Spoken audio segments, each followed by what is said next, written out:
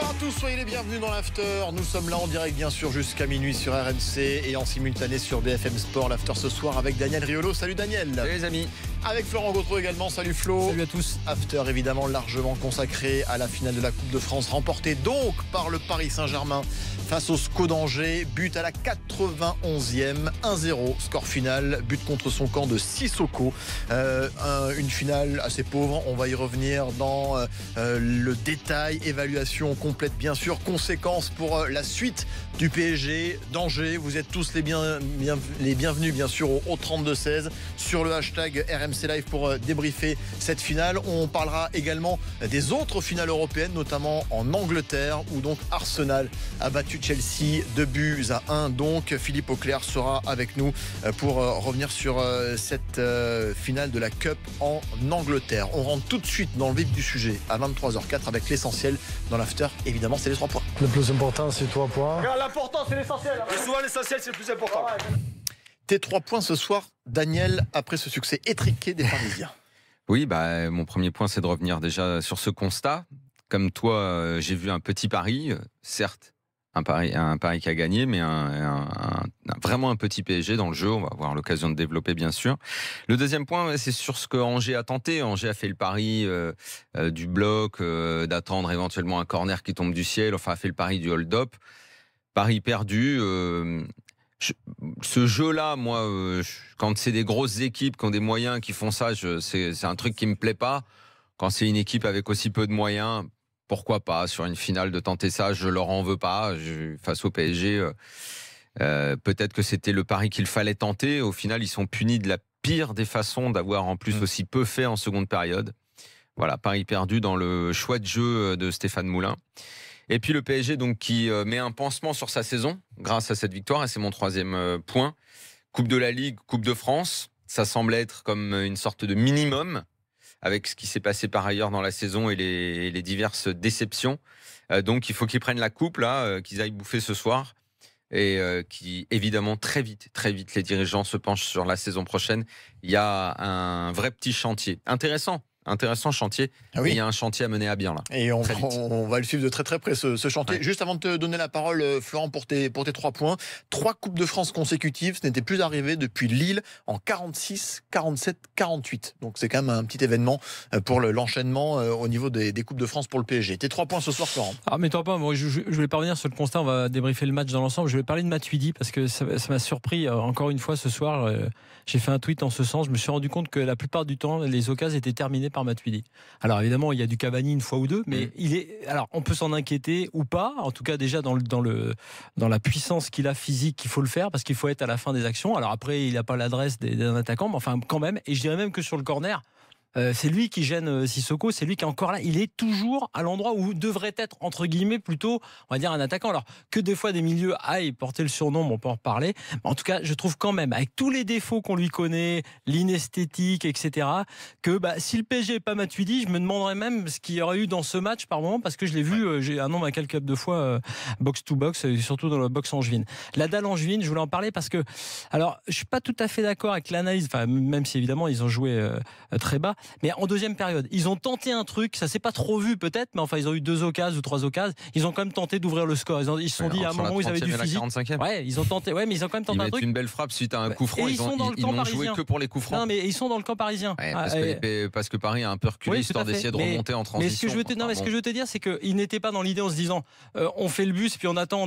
Ils se sont dit s'il y a 2-3 trucs, on va les faire, on va les jouer. Et on a vu. Ça a duré un quart d'heure. Ouais, mais c'est pas grave. Ils ont que ces moyens-là. L'aspect physique est rentré en deuxième période. Ils ont fait tellement d'efforts que pendant un moment donné, je dirais que le PSG aurait dû gagner cette finale entre la 55e et la 75e et pas la 90e. Ou même plutôt, je dirais, en première période, quand ils ont eu plutôt les vraies belles occasions, elles sont dans la première période, plus que dans la seconde où je les ai trouvées médiocres dans le jeu. Et puis, après, moi, le pari d'Angers, je veux bien le comprendre. Ouais, Flo, c'est pas un pari, c'est fini tes 3 points, on va développer il te manquait le dernier point d'Arsenal. Voilà, juste la Cup, Arsenal, parce que j'ai regardé la finale et déjà tout, j'ai adoré la finale. J'ai même aimé le scénario parce que. On reviendra sur le premier but. but, notamment avec Philippe. À la limite, j'ai envie de dire, enfin, peu importe, dans le scénario, j'ai aimé le mental, puisqu'on dit qu'ils n'ont pas de mental quand Wenger contre Giroud, qui viennent de se faire égaliser par l'équipe en forme de la saison et qui gagne. C'était un très gros match de foot, j'ai bien aimé. Mais 3 points rapidement avant de refiler au Stade de France, retrouver Arnaud Souk qui est en bord de pelouse. Bon, évidemment, le niveau de jeu dramatique de cette finale, en grande partie à cause des Parisiens extrêmement décevants. Même si j'étais aussi déçu d'Angers, tu peux pas dire ça. Tu peux dire que Paris joue mal, que Paris a été maladroit. Non. Tu es quand même obligé de dire que face à un bloc à ce point compact et qui met tout dans le physique, c'est très compliqué. Non, mais il faut pas arrêter, c'est une réalité. Mais oui, c'est une réalité, sauf qu'on peut être décevant. Il y a eu un déchet incroyable, notamment sur le côté droit où ça a penché en première période. Je suis déçu du niveau. Mais je dis que tu es obligé, d'abord, une fois que tu as dit ça, de lier les deux et de je lis les deux. Et je suis déçu aussi d'Angers. Que face à des catcheurs de ce niveau-là, parce que c'est des brutasses physiques, c'est très rare des équipes à ce point physique. Bien sûr. Les mecs, c'est des. Il y a eu de belles occasions côté Angevin aussi. Il y a eu de belles occasions côté Angevin. D'ailleurs, mais globalement, rappelle-toi, même l'extraordinaire équipe de Monaco a souffert cette année contre Angers. C'est très dur de jouer contre cette équipe. En plus, quand elle se met, parce que cette année, et Flo, qui est un spécialiste de la dalle angevine, me corrigera si je me trompe, mais cette année, ils étaient moins comme l'année dernière, à uniquement se braquer derrière. Ils ont essayé de plus jouer. Mais là, ce soir, j'ai été déçu aussi par Angers. Mais là, ce soir, ils ont fait le niveau de jeu quand même très faible.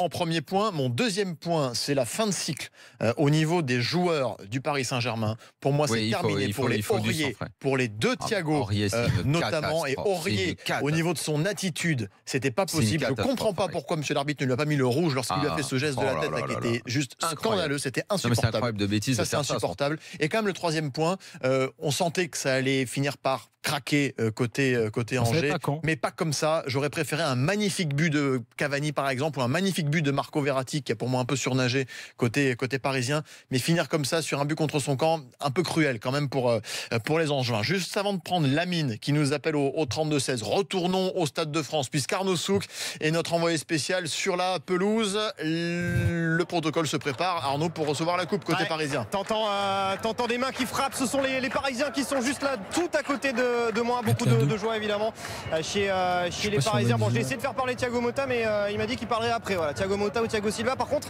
je peux vous dire, il y a des larmes ce soir dans le camp parisien. C'est celle de Maxwell. Il est vraiment très ému parce que c'était probablement son dernier match. Il a les yeux complètement rougis, l'arrière gauche donc de cette équipe du Paris Saint-Germain, et il va quand même pouvoir soulever un dernier trophée. Et là, c'est Serge Aurier à l'instant qui est en train de le consoler, alors que les joueurs angevins grimpent à l'instant dans la tribune présidentielle. Ils s'en seraient bien passés, mais ils vont la recevoir, cette médaille du finaliste. Extrêmement déçu. J'ai pu discuter une seconde avec Karl Toko Ekambi. Il voulait pas spécialement intervenir. Il y a beaucoup de déceptions dans le camp angevin. Bien, on reste avec toi évidemment. Tu nous appelles dès que les Parisiens montent pour récupérer leur coupe, bien sûr. On va peut-être commencer avec Lamine qui nous appelle au 32-16. Salut Lamine. Salut les gars. Salut Lamine. Bon, supporter parisien, tu ressors satisfait de cette finale ? Pas du tout.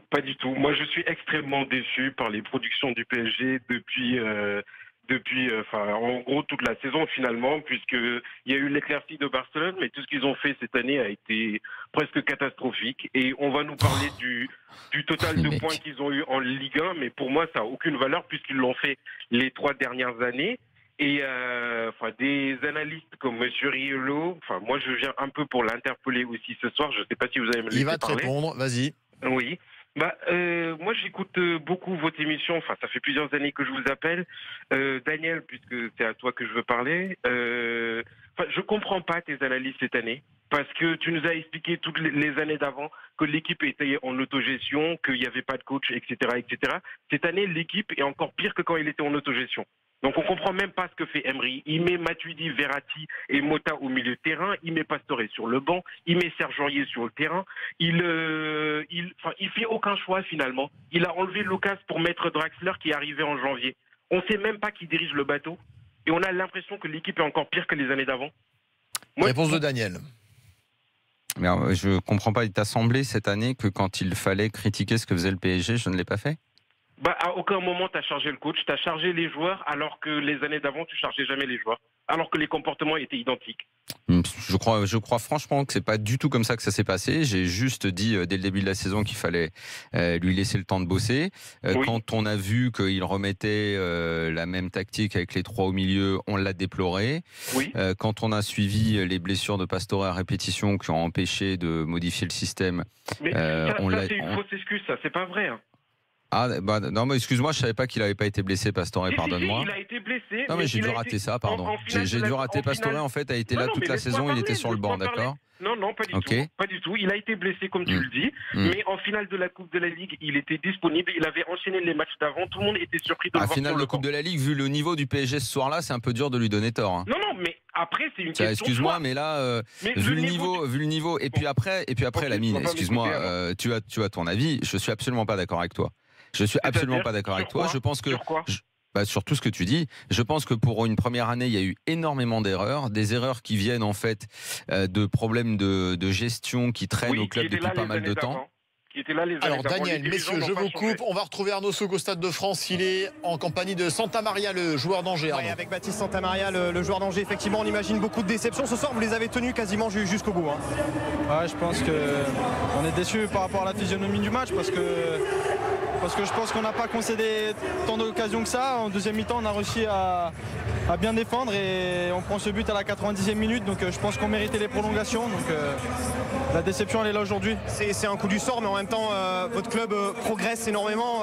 C'était la Ligue 2 il y a 2 ans, c'est là une finale ce soir. Vous avez failli faire les prolongations. C'est quand même énorme comme histoire.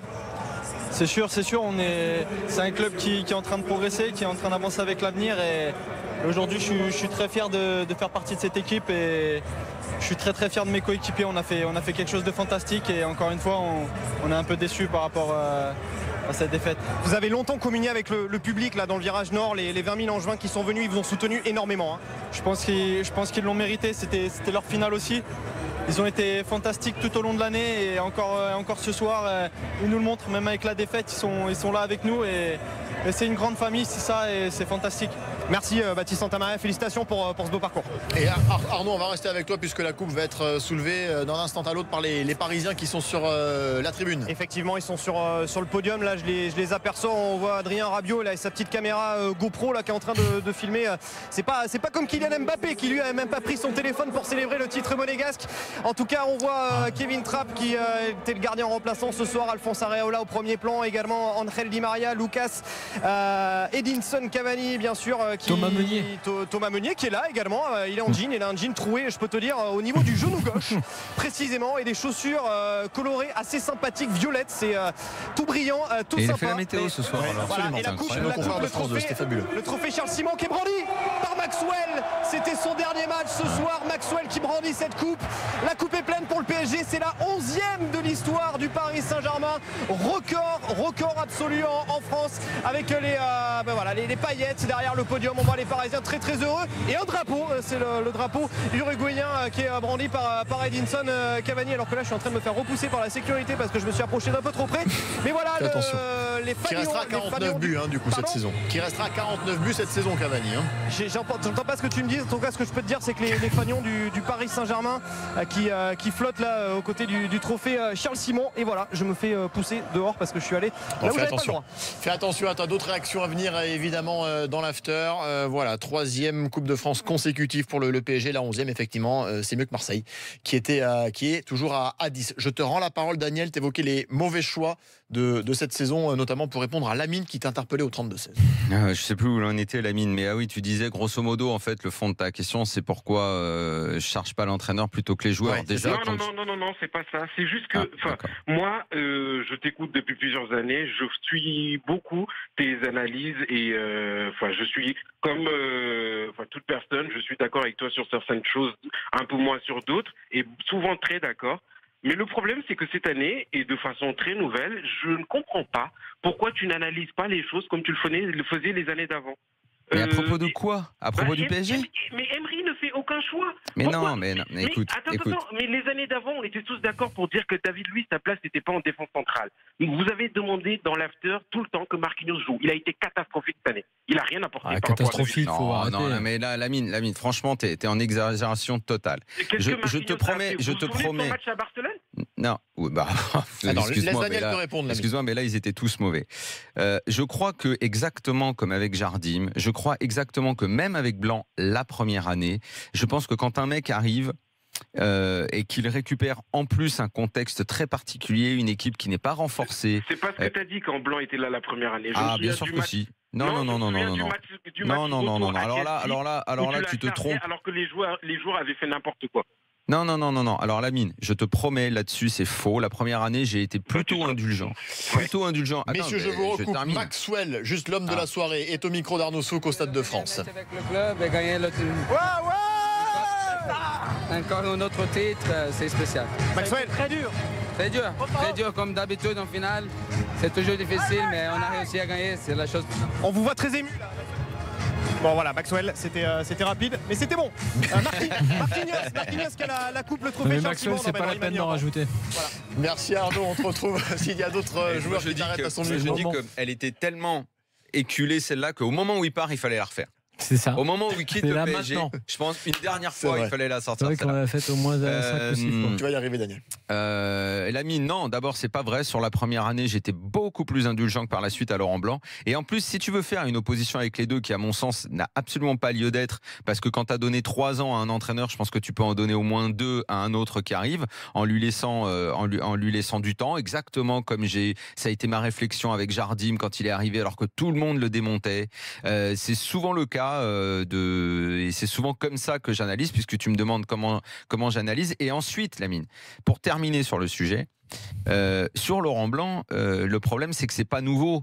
Les choses, alors parce que toi, après, tu es libre de croire ou pas croire, mais ce qu'on entend sur son travail, les retours qu'on a. En revanche, les retours qu'on a eus d'Emery cette année ont tous été après des débuts hésitants où beaucoup ont douté. Ça a duré 1, 2, 3 mois. Ensuite, ont tous été très positifs. Tous les joueurs ont commencé à se rendre compte à quel point c'était un bon entraîneur. Et ça, c'est ce qui ressortait, c'est ce qui nous remontait. Et ça, personne ne te dira le contraire. Personne. Même ceux qui sont en guerre avec le PSG depuis 1 an maintenant, ça, ils ne l'ont jamais dit. Ils ont dit énormément de choses, mais pas ça. Donc, si l'année prochaine, je continue à voir certaines choses qui m'ont pas plu cette année, tu peux être sûr que ce sera plus de la faute de personne et qu'à un moment, lui, va devoir effectivement prendre ses responsabilités. Et notamment, s'il y a un truc pour l'instant qui me gêne dans sa gestion, c'est le stress qu'il laisse transparaître trop souvent. Et encore une fois, ce soir, je l'ai vu comme ça. Ça, je t'avoue que ça m'agace un peu. J'aimerais bien le retrouver avec la tronche qu'il avait à Séville. J'aimerais bien retrouver cette attitude-là, c'est-à-dire la main mise sur le groupe. Ça, je ne l'ai pas encore complètement vu. Je vais attendre la saison prochaine. Mais encore une fois, c'est exactement comme ça qu'à chaque fois j'ai fait quand un entraîneur arrive dans un club. Et là, le contexte du PSG cette année, je peux t'assurer. D'ailleurs, dès le mois d'août, j'avais parlé, moi, le premier de saison de transition. Je savais que ce serait très compliqué. Parce qu'il s'était passé trop de trucs et surtout parce que l'équipe n'avait pas été renforcée. Voilà. Bon, donc maintenant, on verra. Maintenant, effectivement, s'il continue à se passer des trucs folles, genre Aurier reste au PSG alors que lui veut s'en aller, que le coach n'en veut plus, mais que juste parce que Nasser l'aime bien, il reste. Là, franchement, Emery, pas Emery, Villas-Boas, Blanc ou tout ce que tu veux. Et ça ne changera rien et le PSG n'ira pas plus loin en Ligue des Champions. Ça, c'est sûr. L'avis développé dans quelques instants de Florent Gautreau aussi. On te remercie, Lamine, en tout cas, d'avoir interpellé Daniel. Je rappelle que le PSG s'est imposé. Merci, Lamine, à bientôt. À 0. Puisque tu es souvent avec nous. SCO d'Angers, ce but contre son camp de Sissoko. Un peu cruel quand même pour les Angevins à la 91e minute pour Bordeaux de cette finale. Et pour Bordeaux, oui, t'as raison. T'as raison, parce que Bordeaux avait un petit espoir. Ah non. Cruel pour... cruel pour Angers et bon pour Bordeaux. Oui, absolument. J'ai dit cruel. Fallait qu'on se reconnecte. J'avais dit cruel pour Bordeaux. On est bien d'accord. Bordeaux est en Ligue Europa, il n'y a pas de souci. En tout cas, vous êtes tous très très sévères envers le jeu parisien, notamment envers Unai Emery. Tous les messages sur le hashtag RMC Live se recoupent un petit peu là-dessus. On poursuit le débat, bien sûr, dans l'after. Dans quelques instants. On y revient dans un instant. Appelez-nous 32-16. On évoquera la Cup également avec le succès d'Arsène Wenger et d'Arsenal face à Chelsea de buts 1. À tout de suite dans l'after.